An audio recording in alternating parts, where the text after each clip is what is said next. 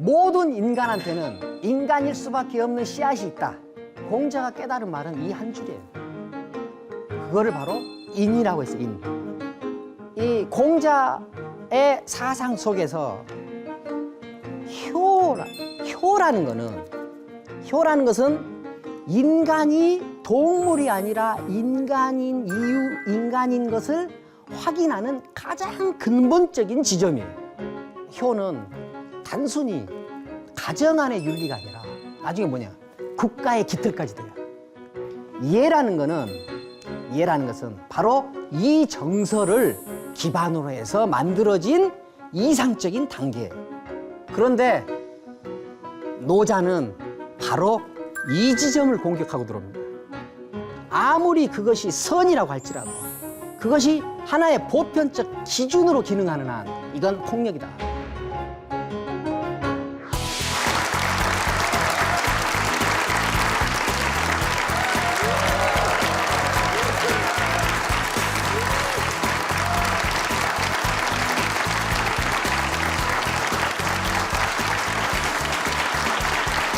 하나씩가 됩니다.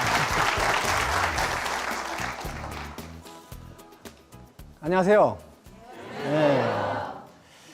그 전 시간에 이제 공자 이야기 좀 하고 노자 이야기 조금 좀 비율이 좀 맞았죠.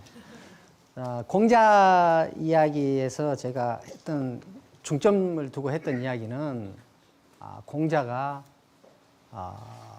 인간이 이 세계에 책임 있는 어떤 주인으로 등장할 수 있는 조건을 인간 내부에서 발견했다.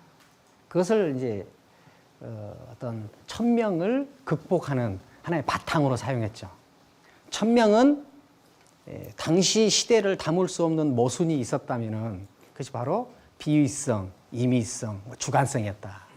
그래서 이제 도는 좀 객관성, 투명성, 이제 보편성을 확보하는 방향으로 나아가야 된다.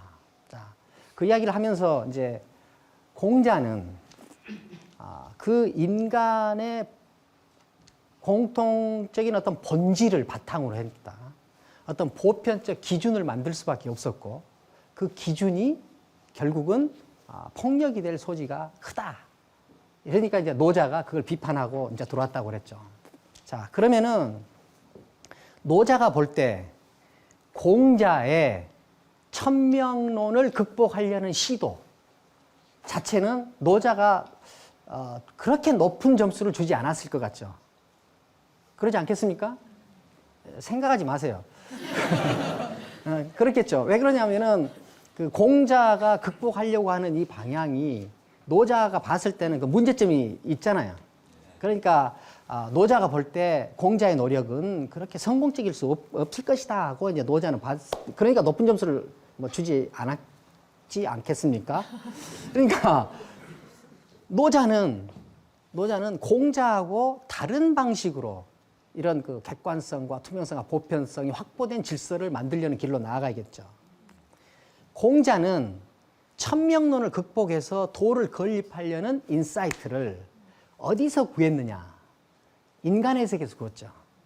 인간의 내면성으로부터 구했죠. 내면성으로부터. 자, 인간의 내면성으로부터 구했어요. 인간의 내면성으로부터 구했다면 주관성을 완벽하게 극복해서 객관성으로 나아갈 수 있었을까요? 그러니까 주관성이라는 틀을 완전히 벗어나기는 어려운 구조를 가지고 있죠. 그렇죠. 공자 사상에는. 왜 그래요? 인간의 내면성에서 그것을 발견했으니까. 그러니까 노자는 이 인간을 완전히 벗어나요. 벗어나서 어디에서 인사이트를 구하느냐? 자연에서 인사이트를 구해요. 자연에서. 노자가 볼 때 자연에는 일단 가치가 개입되지 않기 때문에 노자가 그런 이야기를 합니다. 천도는 무친이다. 하늘의 도는 더 친하게 여기고 덜 친하게 여기는 것이 없다고 그래요. 노자가 볼 때 자연에는 가치가 개입되지 않다는 거예요.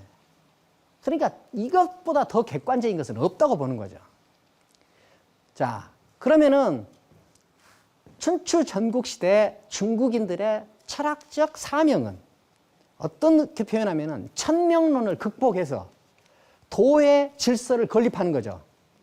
천명론 극복 과정에서 완벽한 극복을 이뤄낸 사람은 공자예요, 노자예요?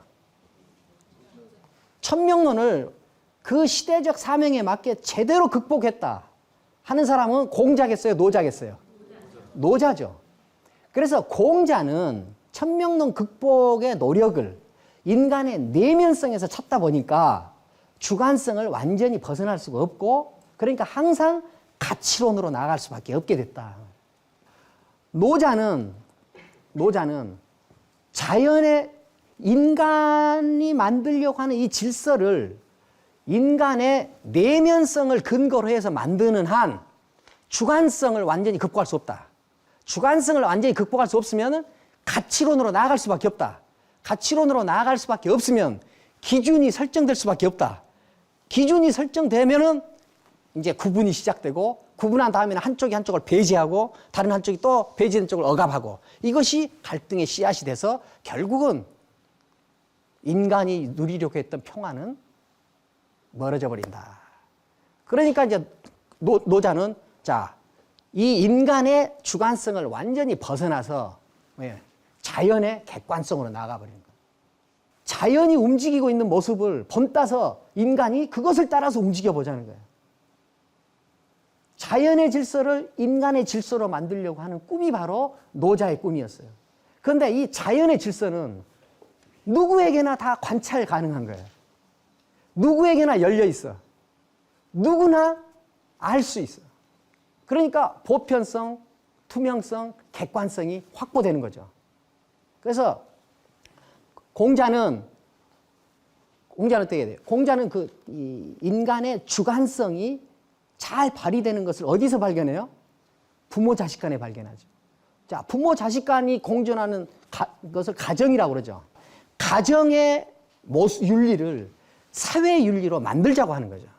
그 다음에 가정의 윤리를 사회 윤리로 만들 수 있다는 거예요. 공자 사상의 아킬레스건은 뭐냐? 가정 윤리와 사회 윤리는 다르다. 이래버리면은 공자 사상은 굉장히 힘을 잃게 되고, 노자는 자연의 질서를 인간의 질서로 만들려고 했어요. 노자 사상의 아킬레스건은 뭐예요? 자연의 질서를 인간의 질서로 만든다는데 자연하고 인간은 다르다 해버리면 또 노자 사상은 아주 취약해지겠죠. 자, 우리가 이제 이 두 사상의 아킬레스건까지 만져봤어요.